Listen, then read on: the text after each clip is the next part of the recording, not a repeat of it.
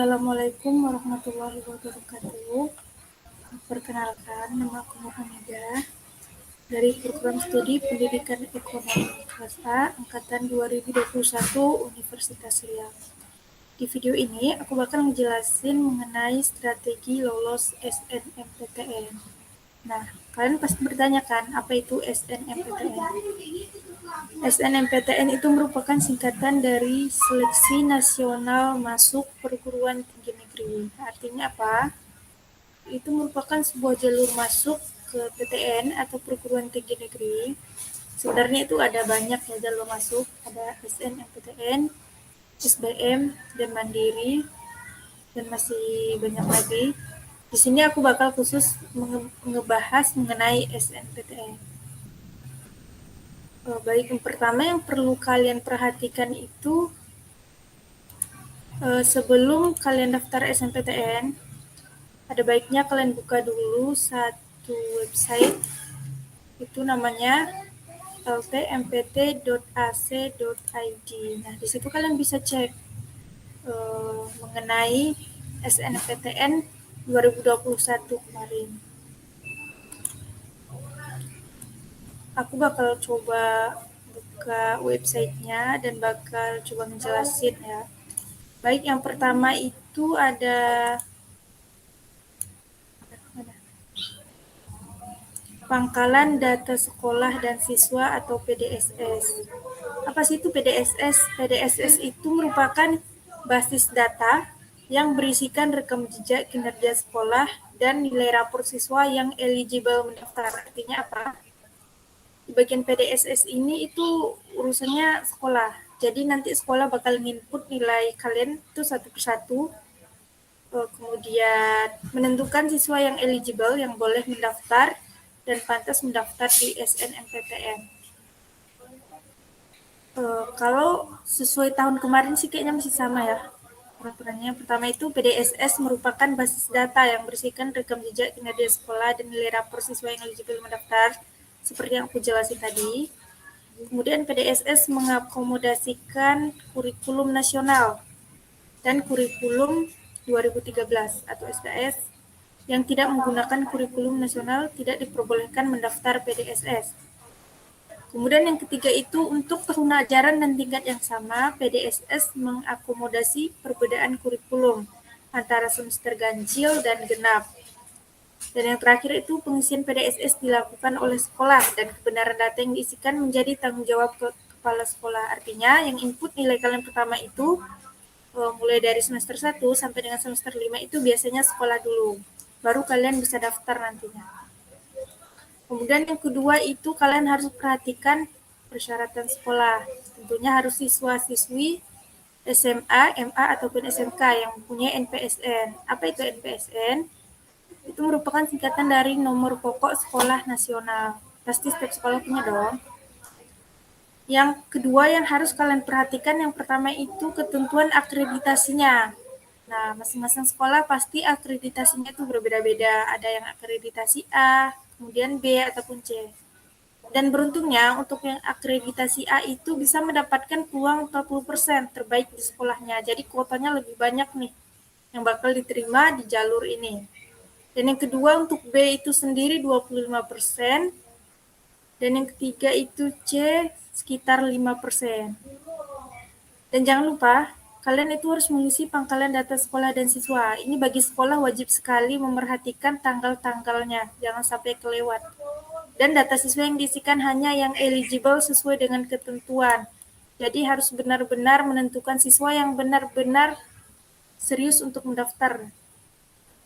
Kemudian itu persyaratan peserta itu untuk kalian sendiri, siswa-siswi kelas 12 pada tahun 2022 yang memiliki prestasi unggul, memiliki prestasi akademik dan memenuhi persyaratan yang ditentukan oleh masing-masing PTN. Nah, kalian bisa kepoin dulu nih di website PTN-nya. Kemudian memiliki NISN dan terdaftar di PDSS. Artinya apa? Kalian itu memang benar-benar sudah mendaftar dan sudah didaftarkan oleh sekolah. Kemudian memiliki nilai rapor semester 1 sampai dengan 5 yang telah diisikan di PDSS. Peserta yang memilih program studi bidang seni dan olahraga wajib mengunggah portofolio. Nah, ini sama nih dari tahun ke tahun. Dari tahun aku semalam juga sama untuk yang bidang seni dan olahraga itu wajib sekali mengunggah portofolio. Kemudian kalian itu harus sangat-sangat memperhatikan pilihan program studi. Karena kebanyakan nih yang gagal di SNMPTN itu karena tidak memperhatikan program studi yang dipilih. Yang pertama kalian perhatikan itu setiap siswa dapat memilih 2 program studi dari 1 PTN atau 2 PTN. Nah, maksudnya apa? Misalkan aku contohin nih, aku tuh mau daftar di Universitas Riau. Aku boleh memilih 2 program studi sekaligus di Universitas Riau, atau kayak ketentuan aku tahun semalam itu di 2021 aku coba di SNM itu, pilihan 1 program studi pendidikan ekonomi di Universitas Riau, dan yang kedua itu program studi akuntansi di Universitas Islam Negeri Sultan Syarif Kasim atau Insus Riau ya.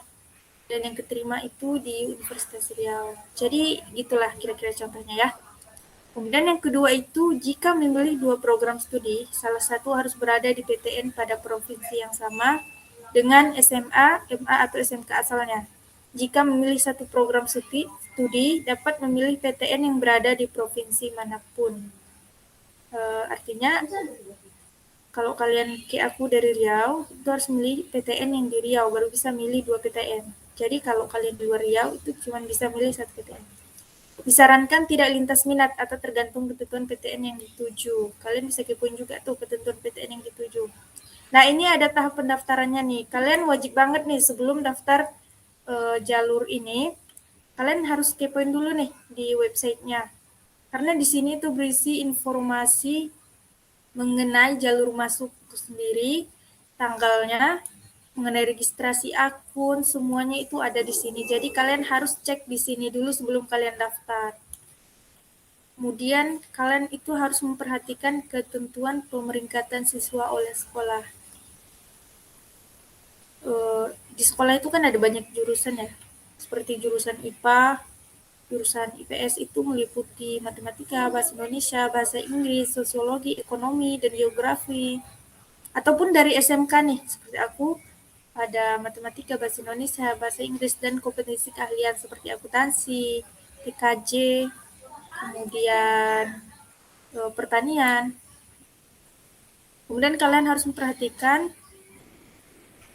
prestasi nih. Kalian wajib nanti di situ ada prestasi atau sertifikat prestasi yang bisa kalian upload nantinya. Kalian bisa cantumin, bisa masukin nih prestasi apa aja yang pernah kalian ukir selama kalian di bangku di SMA ataupun SMK ya.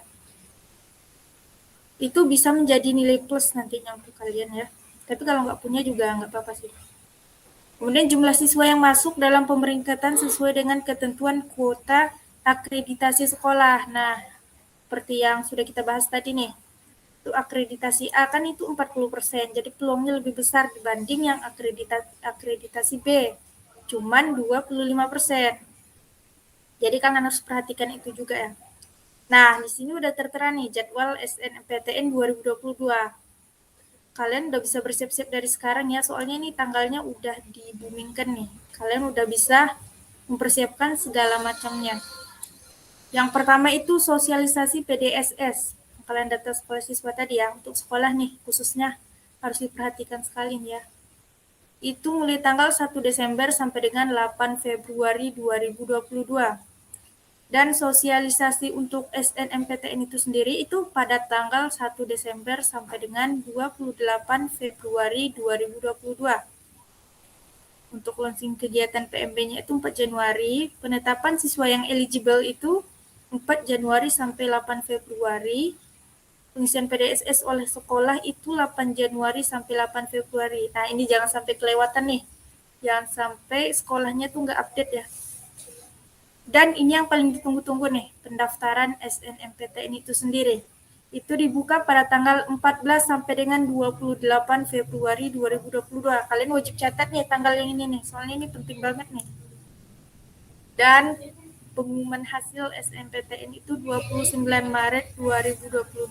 Nah, ini ada ketentuannya nih, seluruh kegiatan pada hari yang sudah ditentukan akan diakhiri pukul 15 WIB waktu Indonesia Barat ya. Sama nih ketentuannya kayak di tahun semalam. Nah, kemudian setelah kalian buka website ini, kalian jangan lupa buka yang top 1000 sekolah. Nah, di sini itu kalian bisa cek nih mengenai kuota yang akan diterima. Nah, di sini kan ada nih NPSN. Kalian bisa masukin tuh nomor pokok sekolah nasional kalian. Nanti kalian bisa masukin nama sekolah kalian, provinsi dari provinsi mana, kabupaten. Nah, nanti bakal kelihatan tuh berapa kuota yang bakal diterima. Ini peringkatan sekolah kalian itu peringkat berapa sih gitu ya kan? Oke, selanjutnya itu strateginya sendiri tuh. Yang pertama itu kalian harus memilih jurusan atau program studi dulu nih, baru PTN-nya. Jangan sampai kebalik, kalian pilih PTN dulu gitu. Pengen yang bergengsi, pengen ke UGM, ke UI. Ada baiknya yang pertama kalian lihat itu program studinya terlebih dahulu. Itu memang benar-benar yang kalian sukai. Dan kalian rasa kalian juga mampu di program studi itu atau jurusan itu. Baru kalian lihat di universitas mana, tujuan PTN kalian itu yang mana. Kemudian ketahui ketentuan pilihan jurusan kuliah di SNMPTN seperti yang tadi. Di luar dari provinsi itu kan cuma bisa memilih satu PTN aja. Nah, kalian harus perhatikan itu juga. Kemudian pertimbangkan daya tampung dan ketatan persaingan. Nah, kalau daya tampungnya itu pokoknya untuk jurusan yang sangat kompetitif seperti akuntansi itu kan kompetitif banget tuh. Nah, kalian itu bisa mempertimbangkan dulu tuh. Atau mungkin bisa minta rekomendasi juga jurusan dari wali kelas kalian sendiri ataupun orang yang kalian percayai gitu kan. Jadi kalian minta rekomendasi jurusan apa yang cocok untuk kalian nantinya jika jurusan yang memang benar-benar kalian minati itu benar-benar kompetitif sekali ya. Baru bisa kalian pilih untuk sekedar cadangan lah gitu. Kalau misalkan gak lolos di jurusan yang A itu kalian bisa memilih yang B gitu. Kemudian mencari kampus tujuan yang tepat, kalian boleh sih memilih mau yang di tempat asal ataupun di luar itu terserah dari kalian. Tergantung kemauan kalian sendiri. Cuman saran aku sih lihat dulu dari program studinya dan akreditasi dari program studi itu sendiri.